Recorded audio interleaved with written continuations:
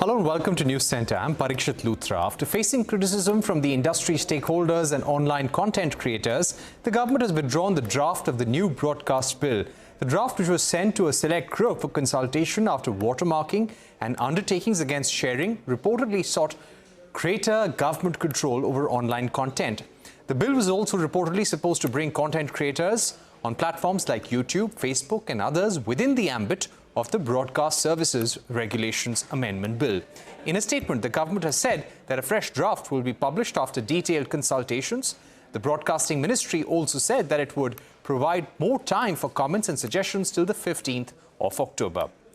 Joining us right now to discuss the ramifications of this move are Vikramjit Singh, partner at BTG Advay, and Apar Gupta, advocate and founding partner at the Internet Freedom Foundation. Apar, considering the criticism that the Broadcasting Regulation Services Bill had received, would you see this as a partial or minor victory, but at the same time there is still confusion?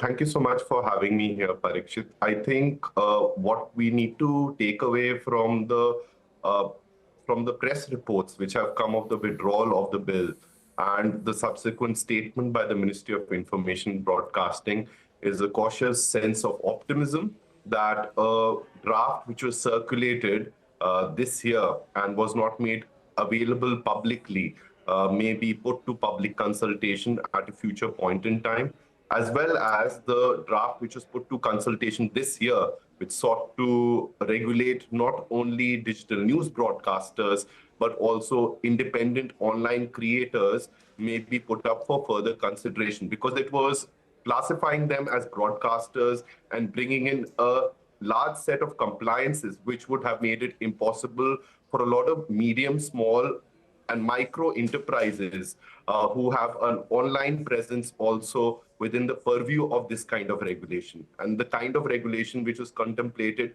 included that setting up self-evaluation, content evaluation committees, essentially a self-censorship system, but also becoming part of self-regulatory organization. There were other very glaring issues, such as its worldwide ambit. So I think it's a sensible move by the Ministry of Information Broadcasting. My only hope is that any future proposal of this broadcasting bill is continued to be published in the public domain, and there is a level of trust which is built in this form of regulation.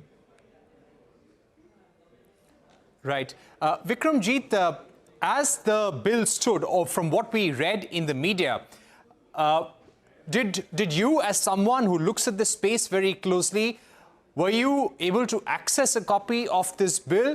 And looking at the manner in which the consultation, stakeholder feedback was being taken without the bill being in public domain, do you think this bill could have been open to legal challenge also because of the wide scope of the regulations?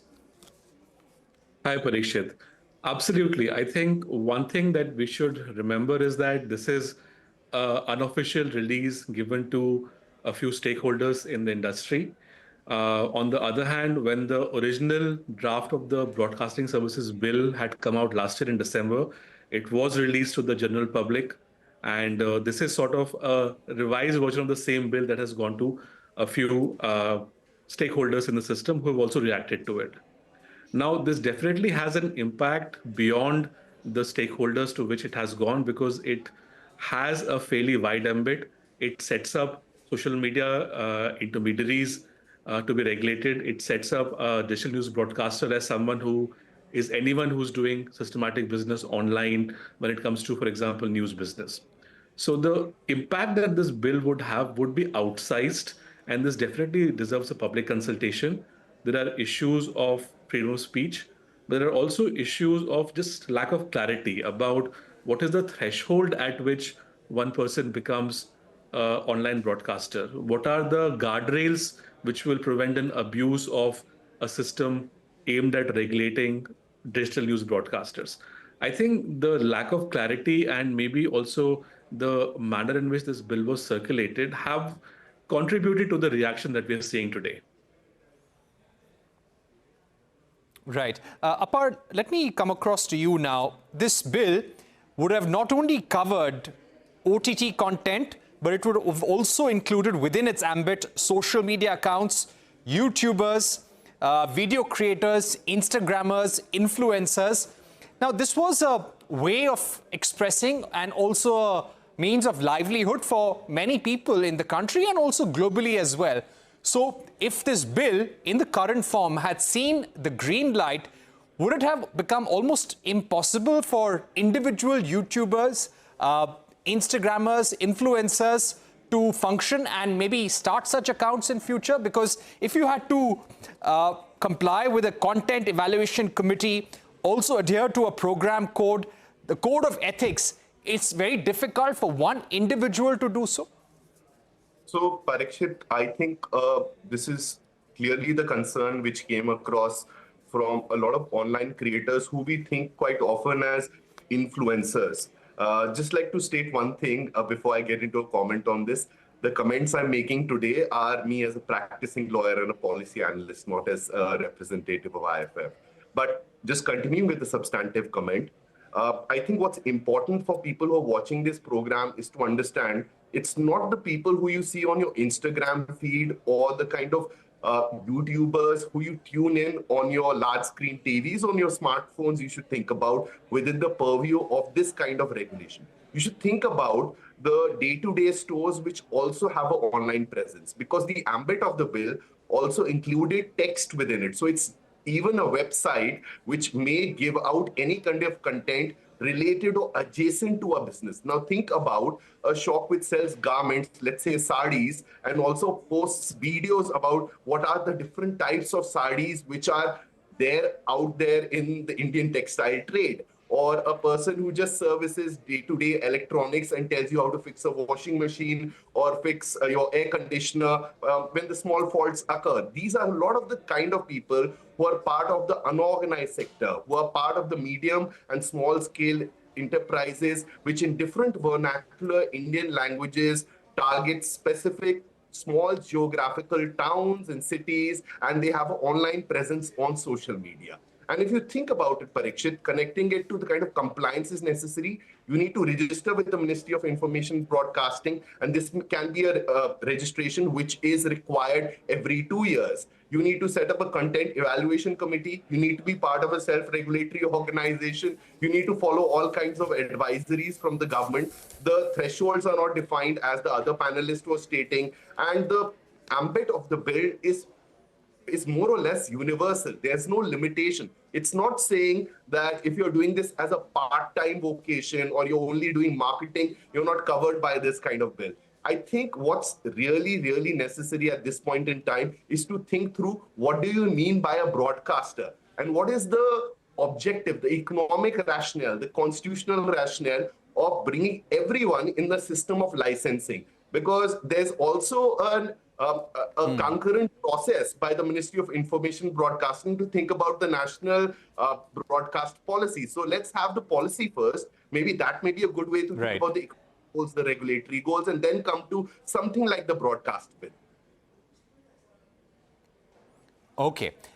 Strong points there. Let me go across to Vikramjit now. Vikramjit, what do you now expect from the INB ministry? If there were certain suggestions that you would give based on global practices, for example, in countries like the United States, also countries like Europe. The reason why I'm mentioning Europe and United States is because when it came to the digital competition law or changes in the Competition Commission of India, we have been looking at laws in the US and Europe very, very closely, especially the ex-ante laws. So what would the laws be in these jurisdictions, and what are the examples that we could take from some of these countries?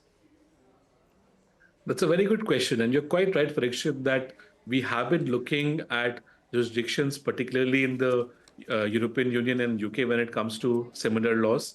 I think the need to have a single broadcast bill is a long-term demand of the Indian government.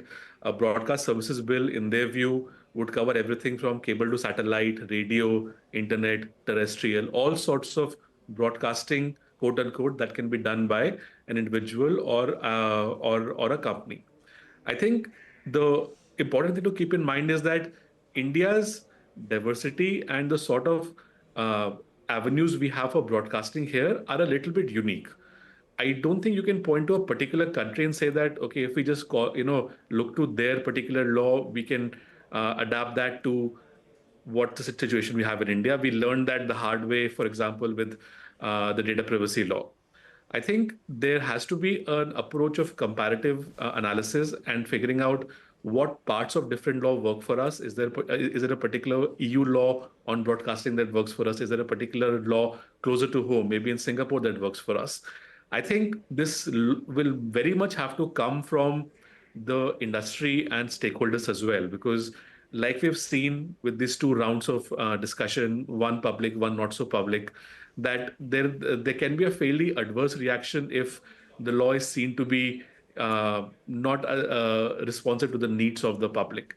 So I think the content that the sort of uh, content that we can take for the broadcasting bill can be multifarious, but the important part will be public consultation and giving time to stakeholders to react. All right, giving time to stakeholders to react. And Apar, what is your understanding right now? Do stakeholders or anyone from the public or organizations like yours or even individual lawyers like yours, do they need to give comments till the 15th of October over the bill in the current form?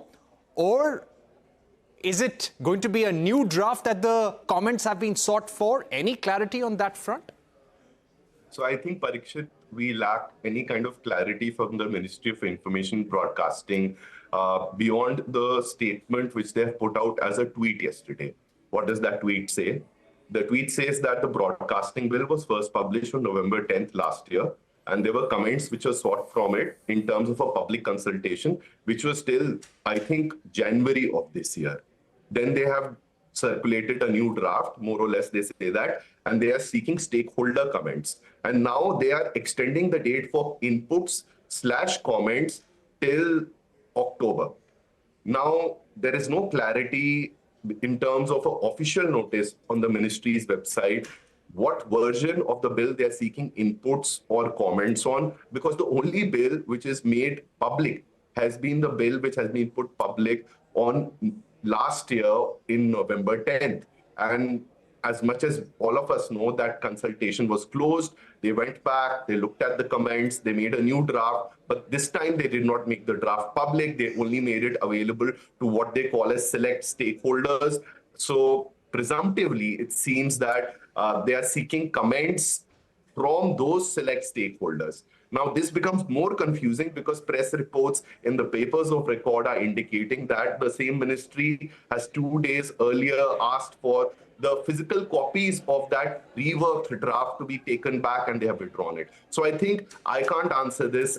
Some clarity on this in terms of an official statement or a circular on the Ministry of Information Broadcasting will certainly help. And I would encourage them to do so, as it would help grow trust if we are seeking to make a regulation which is so broad-based and will regulate large parts of the content distribution on our digital networks. Right. Vikram, final question to you. Now we're talking about a bill that is going to be withdrawn.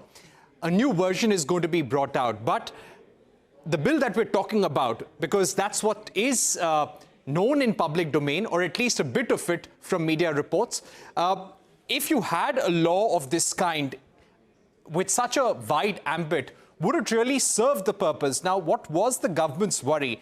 According to reports, the government's thinking is that many of these YouTube, Instagram, Facebook channels are being used to spread misinformation, which affects peace and tranquility in the country. It affects the election process, and it's used to misinform or influence public opinion negatively.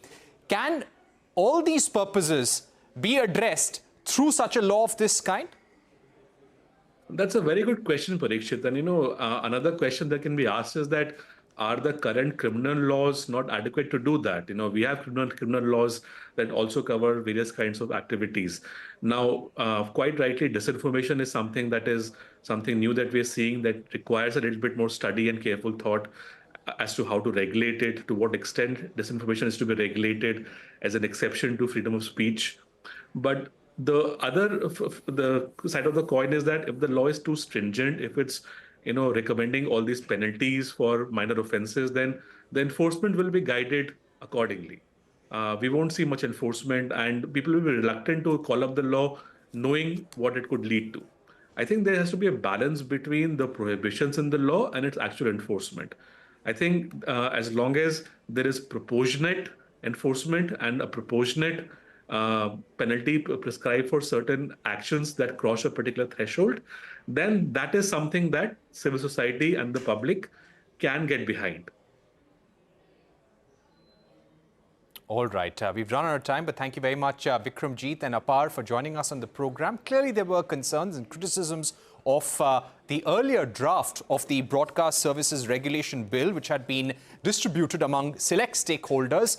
The industry now hopes that there would be a wider consultation process post the 15th of October when a new draft is expected. We're taking a short break, but coming up, doctors and healthcare professionals protest across the country for the second day. Details when we return.